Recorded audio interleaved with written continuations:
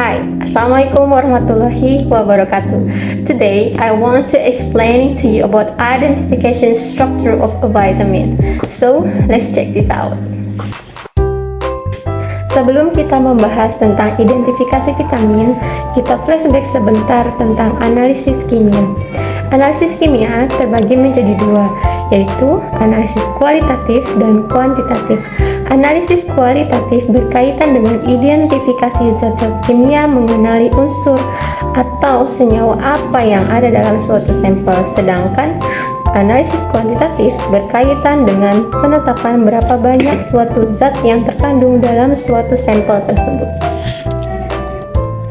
Menurut teknik dan instrumennya, analisis kimia terbagi menjadi dua, yaitu analisis konvensional dan analisis instrumental.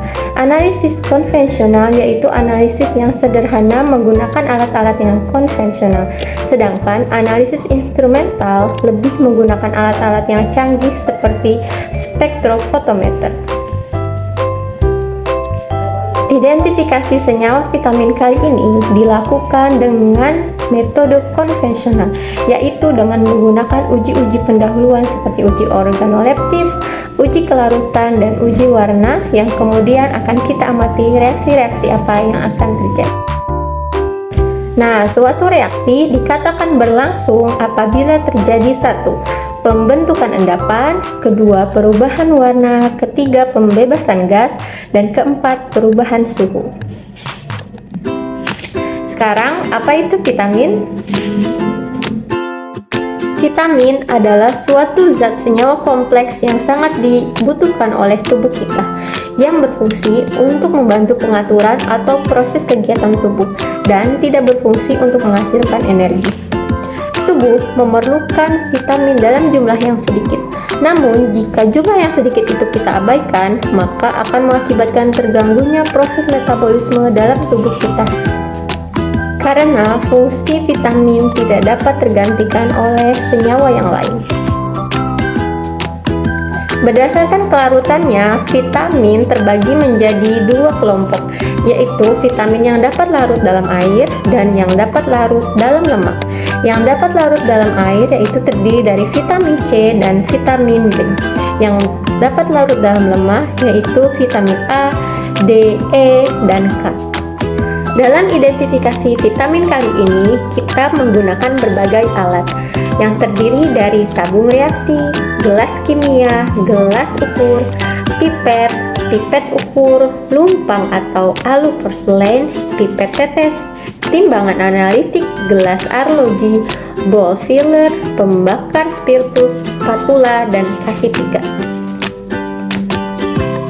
Untuk bahan-bahan yang digunakan yaitu ada sampel minyak ikan, asam nitrat, larutan CHCl3, sampel vitamin A, sampel vitamin C, alkohol 95%, reagen kartris, Vehling, larutan SbCl, larutan H2O2, Vehling B, sampel Natur E, dan Aquades. Untuk langkah kerja, kita memulai dengan identifikasi vitamin A. Hal pertama yang dilakukan yaitu menyiapkan alat dan bahan. Sampel vitamin A kita gerus, kemudian kita masukkan ke dalam tabung reaksi dan ditambahkan minyak ikan. Campuran vitamin A dan minyak ikan tersebut kemudian kita tambahkan reagen kartris dan diamati reaksinya seperti apa. Untuk identifikasi yang kedua, disiapkan tabung reaksi, kemudian dimasukkan 5 tetes H2O2 dan 1 mili sampel minyak ikan yang kemudian dipanaskan sampai tidak timbul gelembung dan didinginkan dengan air keran yang mengalir. Larutan tersebut kemudian setelah agak dingin ditambahkan 1 mili reaksi kartris dan diamati hasil reaksinya. Identifikasi yang ketiga yaitu kita menguji adanya vitamin E. Sampel vitamin E dimasukkan ke dalam tabung reaksi, kemudian ditambahkan 0,5 mili alkohol 95% dan dikocok baik. Larutan vitamin E tersebut kemudian ditambahkan 1 mili HNO3. Identifikasi vitamin yang terakhir yaitu identifikasi vitamin C. Vitamin C yang sebelumnya telah digerus dimasukkan ke dalam tabung reaksi dan ditambahkan Aquades. Kemudian, larutan vitamin C tersebut ditambahkan reagen Vectin dan diamati hasil reaksinya. Ini merupakan hasil akhir dari uji identifikasi yang telah dilakukan. Ada vitamin A, vitamin D, vitamin E, dan vitamin C. Untuk vitamin A, hasil akhir reaksinya menunjukkan larutan berwarna hitam yang sebelumnya sebenarnya berwarna biru tua. Untuk vitamin D, larutan berwarna pucat dengan adanya endapan putih.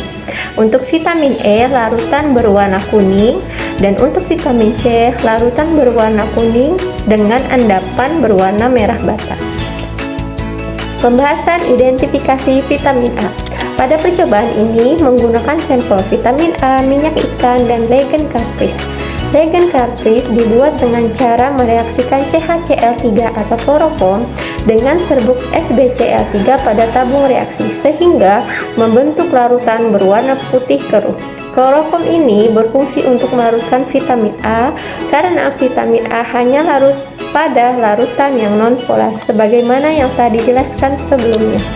Sampel vitamin A dilarutkan dengan minyak ikan di dalam tabung reaksi. Minyak ikan ini berfungsi sebagai pembanding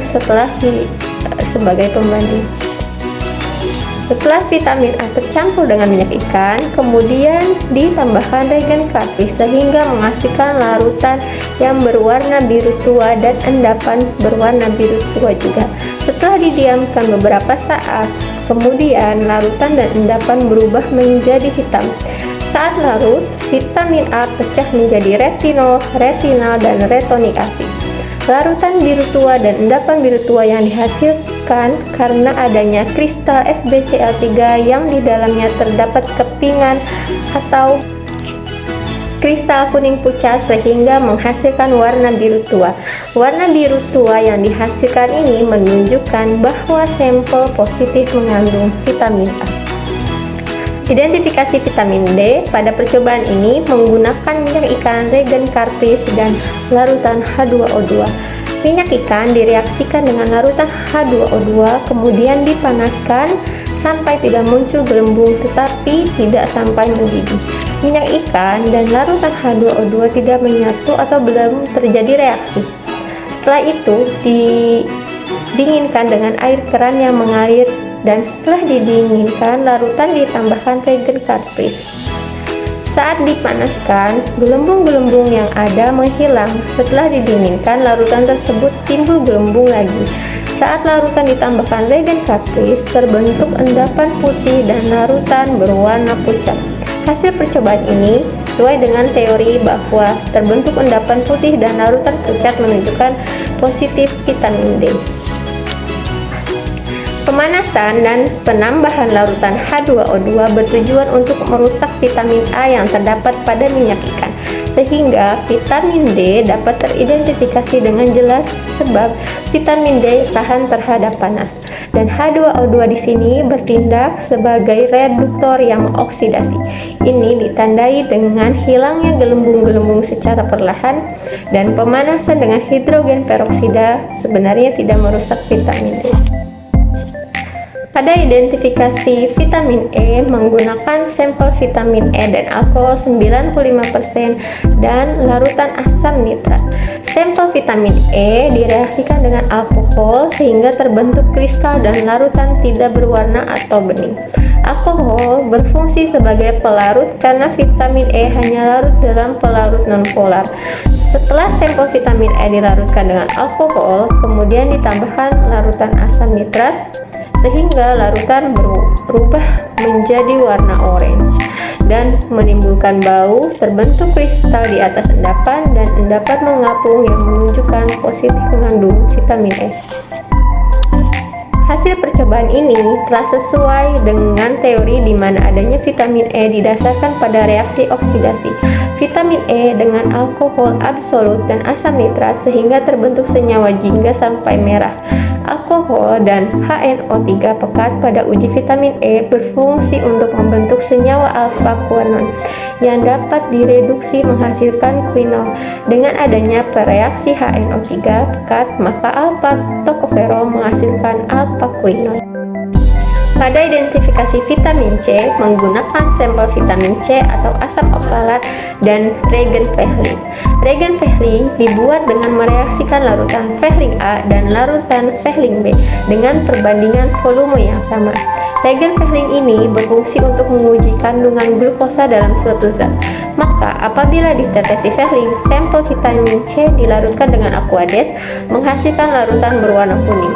Kemudian direaksikan dengan reagen Fehling dan selanjutnya larutan dipanaskan menjadi larutan berwarna kuning yang terbentuk endapan merah karena vitamin C mudah teroksidasi terutama saat pemanasan.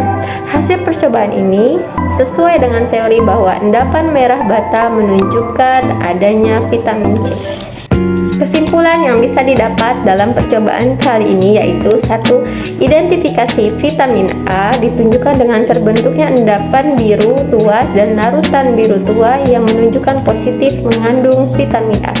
Yang kedua, identifikasi vitamin D dengan terbentuknya endapan putih dan larutan pucat menunjukkan positif mengandung vitamin D. Ketiga, identifikasi vitamin E dengan terbentuknya larutan berwarna oranye dan kristal endapan mengapung menunjukkan positif mengandung vitamin E. Dan yang keempat, identifikasi vitamin C dengan terbentuknya endapan merah bata dan larutan berwarna kuning menunjukkan positif mengandung vitamin C. Sekian penjelasan tentang praktikum kali ini, kurang lebihnya mohon maaf. Wassalamualaikum warahmatullahi wabarakatuh.